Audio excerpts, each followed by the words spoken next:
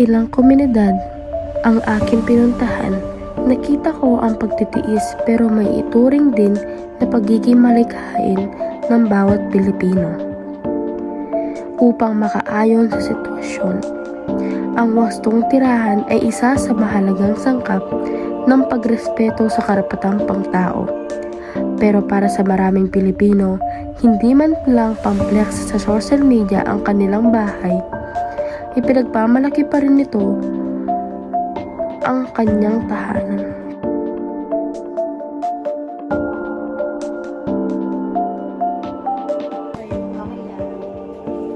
Saan po kayo nagtatrabaho? Sa San Pablo. Yung asawa niyo po, may trabaho po? Wala siyang trabaho. Papasok sa trabaho. 5 o'clock ng galing ito. Madaling araw. Tapos po, Hanggang 4 o kaya 3 ng hapon. kapag po wala kayo sa bahay, kanino po naiwan yung mga bata? Sa asawa ko tsaka sa mga kuya nila.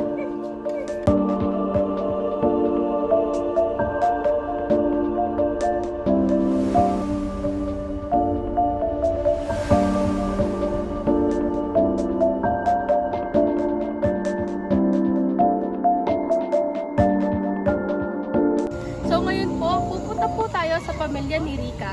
Magtatanong po tayo kung saan po sila banda nakatira. Hindi ko sukat akalain sa buhay ko na maglalakad ako ng halos 1 oras sa palikong-likong daan.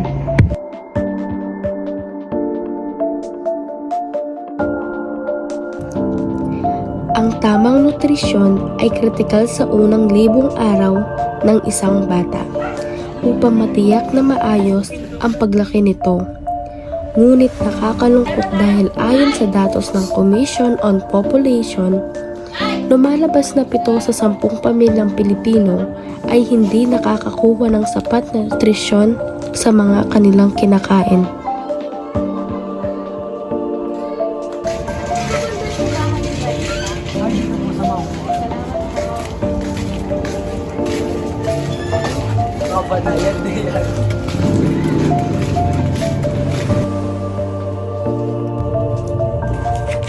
Sa wakas, nakilala ko ang pamilya ni Aris at Rica, 37 gulang na may 9 na anak. Sa piling nila na araw-araw nakakaranas ng kalamnang sikmura, makikita ko ang realidad ng milyong-milyong mga Pilipino.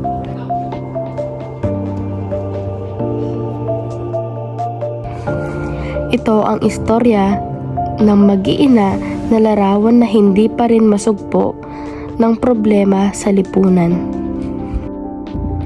Dito sa maliit na espasyo, butas-butas na bubong, nakatira si Rica at ang kanyang 9 na anak. Madumi, mabaho, malamok at mainit, wala ring kuryente. Ngunit ganun pa man, mahalaga para sa kanila ang lugar na ito.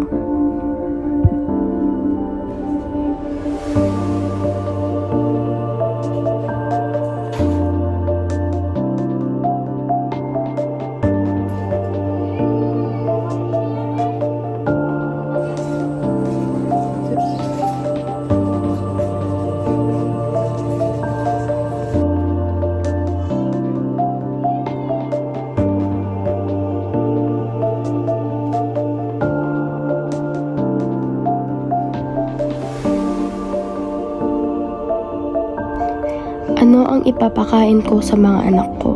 Saan ako kukuha ng pera? Sa tuwing gigising sa umaga, ito ang mga tanong na paulit-ulit tumatakbo sa isipan ni Rica.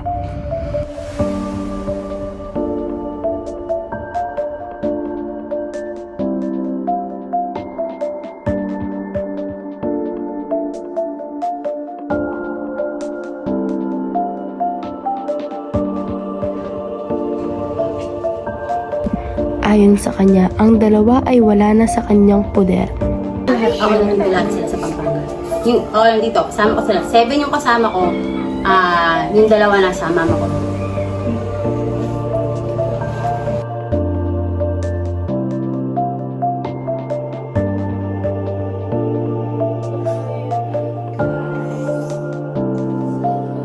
Hindi mapigilan maluha ni Rika nang ibahagi niya sa akin ang kalagayan nila. Oo, sobrang hirap ng buhay namin kasi wala nung nakarapan parehas kami walang trabaho. Yun nga yung isang panggastos. Tapos yun, ako nakatrabaho sa tato, ako sa dati kong post. Yun, nakasurvive tayo konti. Pero sakto lang sa pang-araw-araw. O at least meron na nakakuha ko.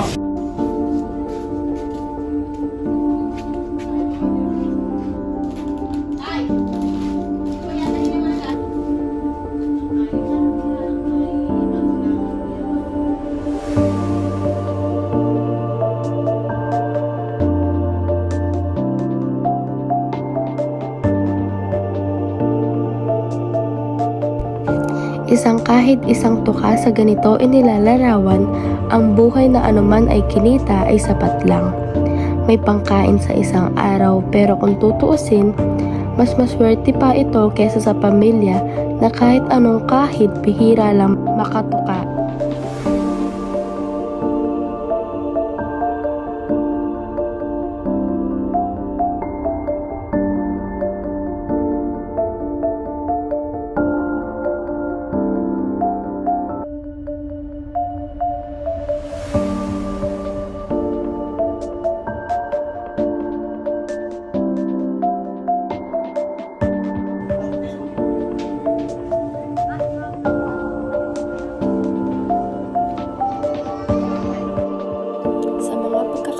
Wala talaga magawa.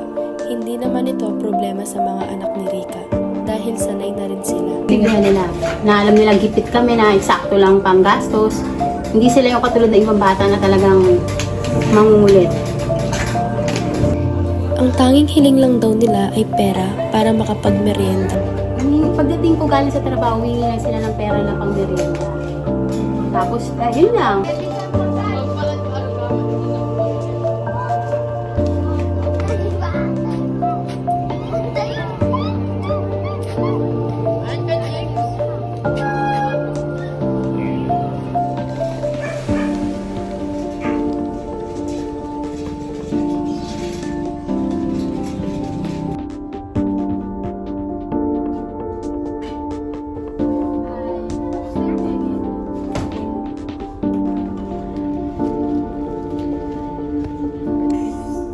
Subalit, hindi ito madali para kay Rika.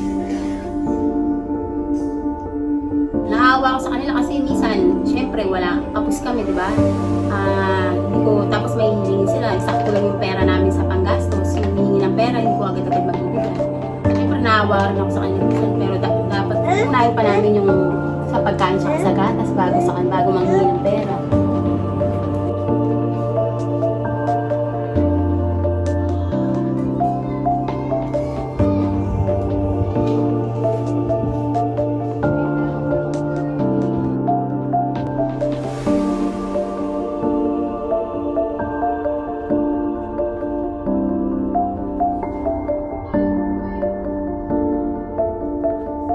Ito na ang naging buhay ni Rika simula nang magkaanak siya.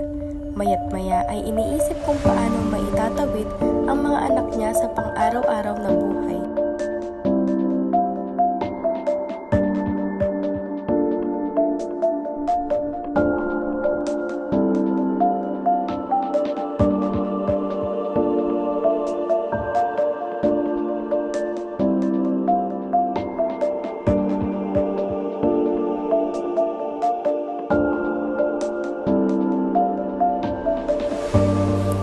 Hindi nag-aaral ang tatlong anak ni Rika. Sila ang nagbabantay sa mga kapatid niya. Nag-aaral ka ba ngayon? Hindi po. Nakakaramdam daw siya ng inggit pag may nakikita siyang bata na nag-aaral.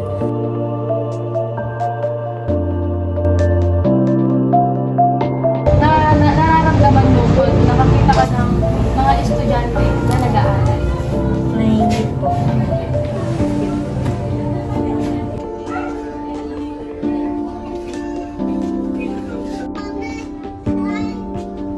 Kung bibigyan man siya ng oportunidad para makapag-aral, Siya rin ang nagbabantay sa mga kapatid niya pag nagtatrabaho ang mga magulang.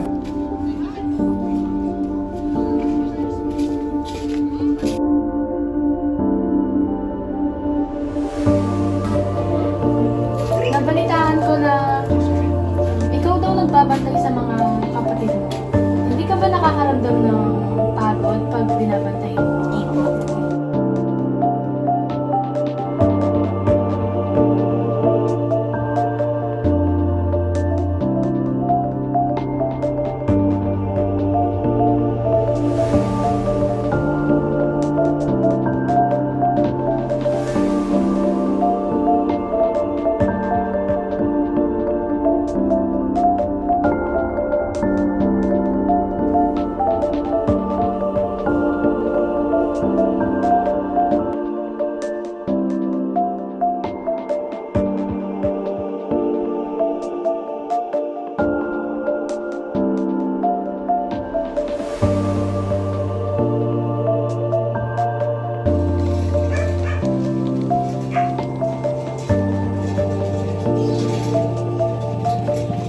Mga magulang niyo po nasaan? Nasa Sampaguita.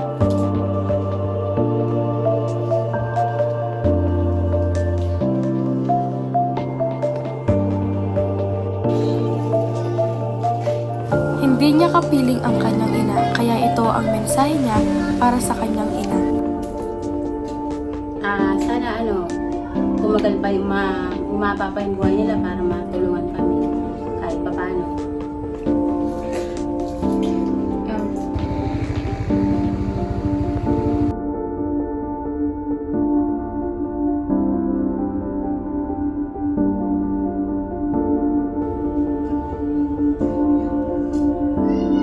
Kumukuha ng panggastos niyo araw-araw. Sa trabaho ko. May nagbibigay po ba sa inyo ng sustenso? Minsan, The quantity of money we have are used to classify the rich, middle class, and poor. There are many various ways to define poverty, depending on how you live or how much money you have. In the Philippines, poverty is a major issue. Poverty in the Philippines is caused by a variety of factors, and it has a significant impact on the lives of the Filipinos. Ilang taon na po kayo nakatira dito? 12 years. 12 years.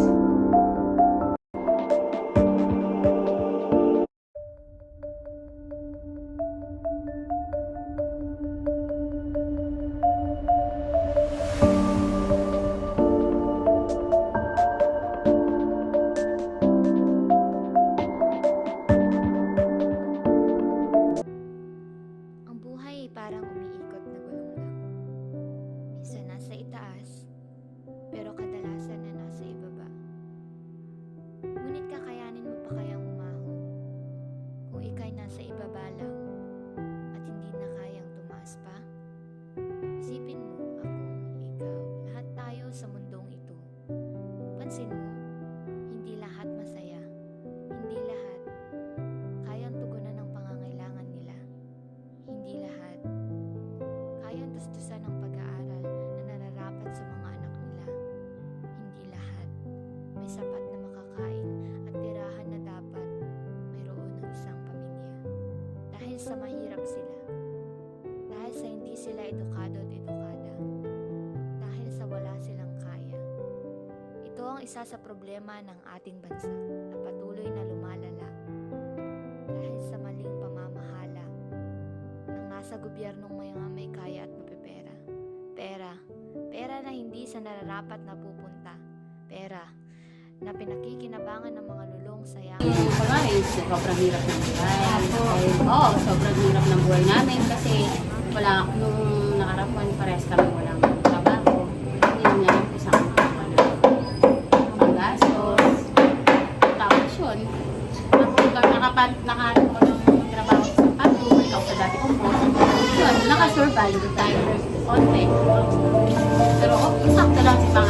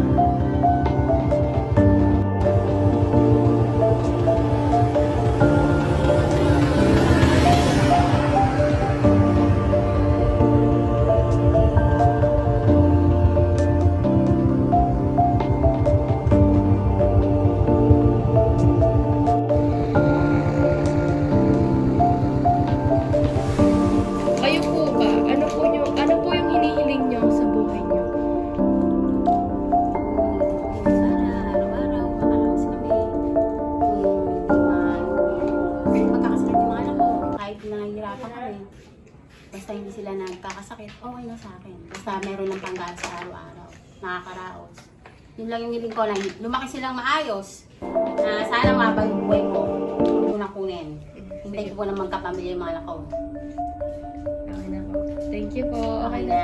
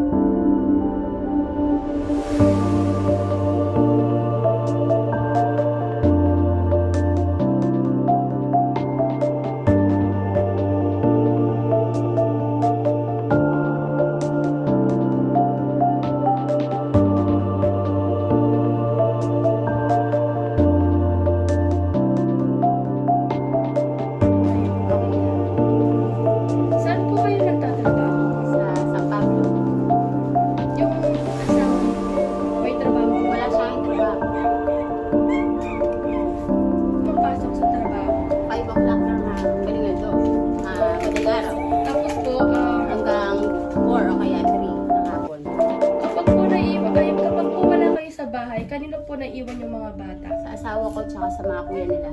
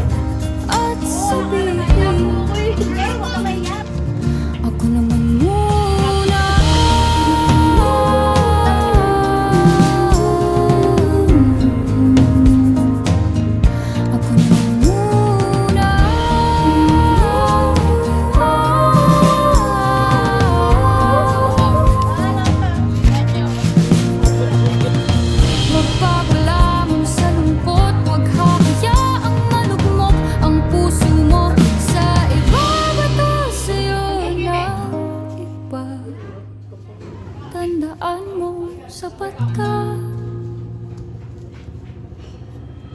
Dahan-dahang tanggalin ang maskara at hayaang tumulo ang bumabadyang mga luha. Dahan-dahang iangat ang mukha upang maslayan ang mga taong ika'y pinapahalagahan. Oo, pagod ka na, pero di ka nag-isa. Mamaya po sana. Kaya't lumaban ka at sabihin, ako na muna. Dahan-dahang tanggalin ang maskara at hayaang tumulo ang bumabadyang mga luha. Dahan-dahang iangat ang mukha upang maslayan ang mga taong ika'y pinapahalagahan. Oo, pagod ka na, pero di ka nag-isa. Kaya't lumaban ka at sabihin, ako na muna.